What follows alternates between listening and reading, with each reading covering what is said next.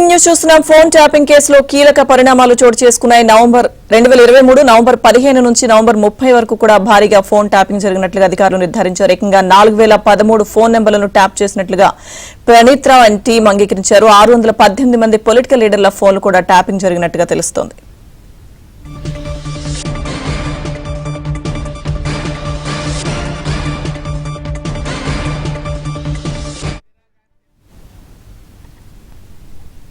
Phone tapping కేసులో కీలక విషయాలు వెలుగులోకి వస్తున్నాయి. పూర్తి అప్డేట్స్ మా క్రైమ్ కరెస్పాండెంట్ ప్రవీణ్ అందిస్తారు.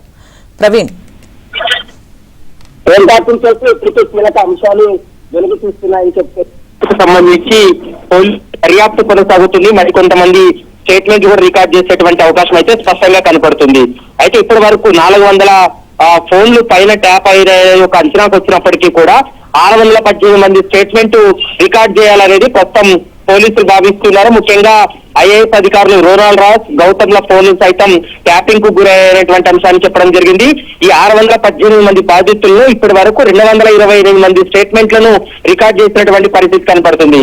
మరోవైపు అంటే ఇప్పటి వరకు పోలీసుల ఇన్వెస్టిగేషన్ లో నవంబర్ 15, 2023 నుంచి జరిగినటువంటి ఫోన్ ట్యాపింగ్ లో ప్రణీత్ అండ్ టీం చేస్తున్నటువంటి వ్యవహారానికి సంబంధించి ఇందులో 618 మంది పొలిటికల్ లీడర్ల ఫోన్ పైనట్లు గుర్తించారు.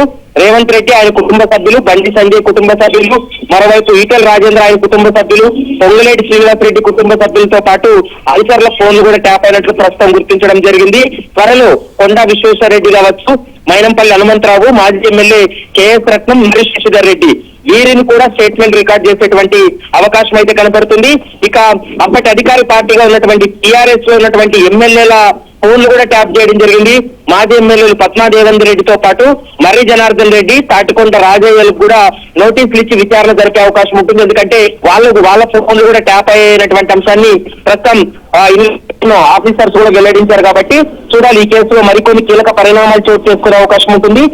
నెక్స్ట్ మంత్ ఎండింగ్ అంతా ఈ కేసు విచారణ పూర్తి చేసి చార్జ్ షీట్ కూడా ఫైల్ చేసే అవకాశం అయితే కనపడుతుంది. లక్ష్మి ప్రవీణ్, అయితే అంటే వెలుగులోకి సంచలన విషయాలు బయటకు వస్తున్న పరిస్థితి. ఫోన్ ట్యాపింగ్ కేసుకు సంబంధించి విచారణ జరుగుతున్న కొద్దీ కూడా అంటే ఇంత భారీ స్థాయిలో ఇన్ని నంబర్లను ట్యాప్ చేయడం కానీ అందులో జర్నలిస్టులు, పారిశ్రామికవేత్తలు వీళ్ళంతా కూడా ఉన్నారు.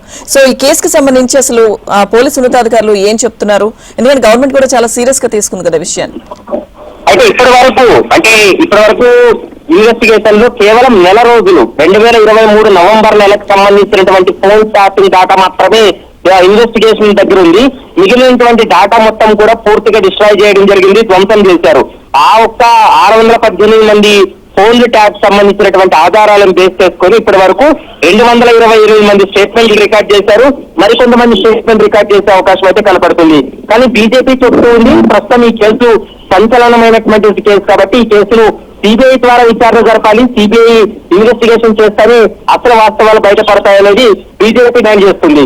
మరోవైపు కాంగ్రెస్ ప్రభుత్వం అయితే మాత్రం ఇందులో ఎవరి పాత్ర ఉన్నా వదిలిపెట్టేది, ఇన్వెస్టిగేషన్ లో ఎవరి ప్రమేయం ఉన్నప్పటికీ కూడా ఖచ్చితంగా వాళ్ళని అరెస్ట్ చేస్తామని చెప్తున్నారు. కానీ ఇన్వెస్టిగేషన్ ఇప్పటి వరకు కేవలం అధికారుల విచారణ వరకు మాత్రమే ఆగిపోయింది, అరెస్ట్ వరకు ఆగిపోయింది. అయితే ఈ అధికారులు వెనుక ఉండి నడిపించినటువంటి అప్పటి బీఆర్ఎస్ నేతలు ఎవరనేది మాత్రం ఇంకా దర్యాప్తులో వెల్లడి కావాలి. మరి రాబోయే రోజుల్లో అయినా వారికి నోటీసులు ఇచ్చి వారిపైన చర్యలు తీసుకుంటారా లేదా అనేది మాత్రం చూడాల్సినటువంటి అవసరం ఉంటుంది. Right, okay Praveen, thank you.